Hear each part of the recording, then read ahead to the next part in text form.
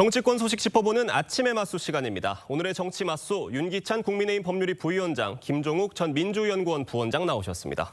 안녕하세요. 안녕하세요. 윤석열 대통령의 기자회견 내일입니다. 어떤 메시지가 나올지 관심이 쏠리고 있는데 여당 안팎에선 기대감과 우려의 목소리 함께 나오고 있습니다. 먼저 듣고 오겠습니다.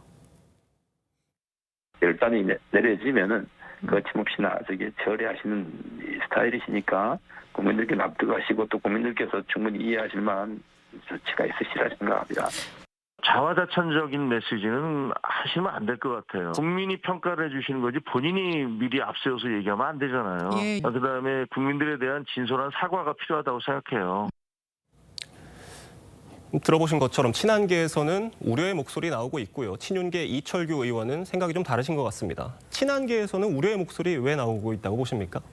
이제 우려라기보다는 이제 대통령의 그 발언 수위를 좀 높이려는 어떻게 보면 전략이라고 보여지고요. 그러니까 친한계에서도 이제 걱정하는 목소리인 건 맞아요. 그런데 담화가 있고 나서에 대한 당내 평가가 오히려 또 국민적 평가를 이끌 수도 있는 거기 때문에 그런 점들은 이제 의원들이 생각을 해봐야 되는 문제가 있는 것이고, 어쨌든 이번 그 담화 내지 기대간담회는 되게 중요하다고 생각을 합니다. 이걸 이성적 접근이나 합리적 접근보다는 약간 국민 공감대를 확인할 수 있는 감성적 접근이 일단 필요하다라고 보여지고요. 아마 대통령실에서도 그런 인식하에 아마 준비를 하고 있을 걸로 보입니다. 예를 들면 일단 사과 내지 유감 표명은 있을 것 같다는 생각이 듭니다. 왜냐하면 대통령 자리라는 것은 이제 무한 책임이 있기 때문에 이것이 잘잘못을 떠나서 어쨌든 이런 논란이 있는 것에 대해서는 전반적인 사과 내지 유감 표명이 있으실 것 같고, 그다음에 개개의 사안에 대해서도 아마 담화 당시에 예를 들면 김건희 여사 문제 부분도 전향적인 얘기들이 나올 걸로 저는 기대를 하고 있어요. 그러니까 그냥 뭐 일반적으로 김건희 여사 부분에 대한 설명을 넘어서서 어떤 상징적인 조치가 뒤따를 가능성이 좀 크다, 이렇게 보여지고요. 그다음에 이제 여소야대의 대통령이잖아요. 취임도 그랬고 지금도 그랬고 어쨌든 국민의힘이 국민적 공감을 못 얻은 부분이 있는데, 여소야대 하에 국정 운영이기 때문에 이재명 대표에 대한 영수회담 제안도 고려해 볼 만하지 않을까, 뭐 이런 생각을 합니다. 윤석열 대통령 담화에 대한 참 여러 가지 기대들이 있는 것 같고요. 윤석열 대통령도 고심을 하고 있을 걸로 보입니다. 참 어떤 해법들을 내놓을지가 관심인 건데, 이 김건희 여사 해외 순방, 동행하지 않는 방안 이런 것들 거론되고 있어요. 어떤 수준의 해법이 나올 걸로 보십니까? 제가 볼 때는 김건희 여사에 대한 어떤 사과 정도로 끝날 단계는 이미 지났다라고 생각을 하고요. 근데 이제 지금 나오는 기사들을 보면 외교 의존 이외에 대외 활동을 하지 않는다, 이 수준으로 매듭을 지을 수 있다고 생각하는 건 여전히 대통령실이 민심을 잘 모르는 것 같다. 아직 결론은 안 나왔습니다만 그런 걸 검토하고 있다는 얘기가 나왔죠. 두 가지 축이 있는 거죠. 이미 2021년 12월 달에 대통령 부인, 그 당시에는 대선 후보 부인이 나와서 앞으로 아내 역할에만 충실하겠습니다라고 얘기했었습니다만 그 약속을 지키지 않았습니다. 그렇기 때문에 대화할 때 대외 활동을 하지 않겠다라는 얘기만으로 지금 사태를 넘어갈 수 없다라는 것 하나, 또 하나는 명품백 도이치모터스 주가 조작 문제와 관련, 또 최근에 명태균 씨 발로 제기되고 있는 공천 개입 문제와 관련해서 여러 가지 위법의 징후들이 보이고 있기 때문에 이 부분에 대해서 어떻게 해소할 것인지에 대해서 대통령실이 답을 내놓지 않는다면 소위 김건희 여사의 거짓말, 그다음에 최근 불거진 위법행위들이 결합되는 측면들이 분명히 있습니다. 따라서 특검법에 대한 나름대로의 대통령실의 결단이 없다면 저는 국민들이 소위 대통령의 담화에 대해서 수긍할 수 있을 것인가? 또 여기에 결합해서 국민의힘 내부에서도 아마 이 부분에 대해서는 상당히 예를 들면 다른 목소리들이 나오고 있는 상황이기 때문에 7일 대국민 담화가 중대한 분수령이 될 거라고 생각합니다. 특단의 대책과 자세한 설명이 필요하다, 이런 말씀이신데, 지금 명태균 씨 의혹 관련해서 답변이 참 주목이 되고 있습니다. 그런데 이 명태균 의혹 관련해서 허술한 설명을 내놓았다가 추가로 명태균 씨 녹취록이 공개가 된다거나 이 해명과 배치되는 녹취록이 나왔을 때는 참 파장을 예상하기가 힘든 수준일 것 같아요. 어느 정도 그 사실 체크를 하지 않으셨을까라는 생각을 합니다. 이제 기억에 의존하는 부분이 문제가 있긴 하지만 휴대폰도 갖고 계실 테고, 어쨌든 제가 볼 때는 앞으로 명태균 씨 내지 민주당이 폭로 예상되는 이런 부분을 선제적으로 말씀을 먼저 하실 수 있어요. 그러니까 이런 사실관계는 더 있을 수 있지만 예를 들면 통화는 없다, 문자 메시지는 더 있을 수 있다, 김건희 여사 관련해서 이런 식의 어떤 내용에 이런 식의 어느 정도 전반적인 앞으로 예상되는 폭로가 예상되는 것에 대한 선제적인 대응할 가능성도 없잖아 있고요. 그다음에 기존 것에 대한 설명은 당연히 하셔야 되겠죠. 이것을 이 국민 인식 바탕으로 이런 사안인데 이게 국민께는 상당히 좀 우려스럽게 비쳤다라는 것에 대한 유감 표명. 네. 이 정도로 명태균 씨 관련돼서 수사가 진행되고 있기 때문에 그 정도로 아마 일단락하지 않을까 이런 생각을 합니다.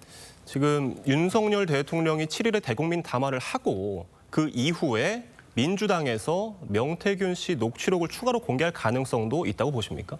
뭐 지금 상황 자체들은 제보가 계속 들어오고 있다는 거거든요. 예. 들어오는 제보와 관련해서 비밀을 좀 잘 지켜야 되고 이 녹취 내용 자체가 객관적인지 파악하는 시간이 꽤 많이 들기 때문에 그것을 감당하기 어려운 상황이어서 저는 지금 정치 일정과 무관하게 객관성을 확보해야 되는 측면이다. 그래서 만약 그 객관성이 확인된다면 저는 7일이건 9일이건 10일이건 그 내용들을 공개할 것이고요. 그래서 저는 7일이 중요하다는 말씀이 7일 날 대통령께서 이 부분과 관련해서 국민들이 납득할 만한 그리고 야당에서 수긍할 만한 내용이 나오지 않는다면 당연히 해결되지 않는 미제가 계속 남아있는 거 아니겠습니까? 이 미제를 남겨놓고 대통령이 국민에게 신뢰를 받을 수 없을 거라는 생각이 분명히 들기 때문에 저는 7일 날 이 부분과 관련해서 포괄적으로 소위 야당의 의견이든 아니면 민심이든 아니면 여론조사의 결과든 이것들을 수용한다라는 말씀을 하셔야만 이 상황 자체가 나름대로 봉합 단계로 넘어갈 수 있다고 생각합니다. 네. 이런 가운데요. 윤석열 대통령 기자회견 관련해서 추경호 원내대표가 윤 대통령을 직접 만나서 건의했다고 밝혔습니다. 또다시 한동훈 대표 패싱 논란이 인 건데 관련 얘기 들어보겠습니다. 제가 어제 대통령실에 다녀왔습니다. 가급적 국민과의 소통의 기회를 일찍 가지시면 좋겠다. 추경호 대표님이 인천 대통령실을 방문해서 빨리 진행해야 한다는 의견을 전달했다고 하는데 저는 몰랐습니다. 당 중심에는 추경호 원내대표님이 계시다 이런 발언을 했는데 이 발언에 대해서는 어떻게 평가하세요? 그게 만약에 당대표가 아니라 원내대표가 중심이다라고 생각하는 거라면 착각이고 잘못된 발언이죠. 그렇지만 그런 취지겠습니까? 설마? 물론 한동훈 대표가 그 사실을 몰라서 패싱 논란이 있는 건 맞습니다만 그래도 이 추경호 대표가 대통령에게 한동훈 대표의 주장에 힘을 실어서 건의를 한 걸로 보여요.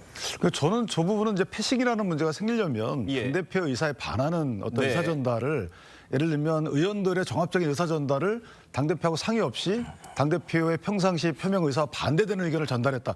이런 패싱 논란이 있을 수 있어요. 그런데 예.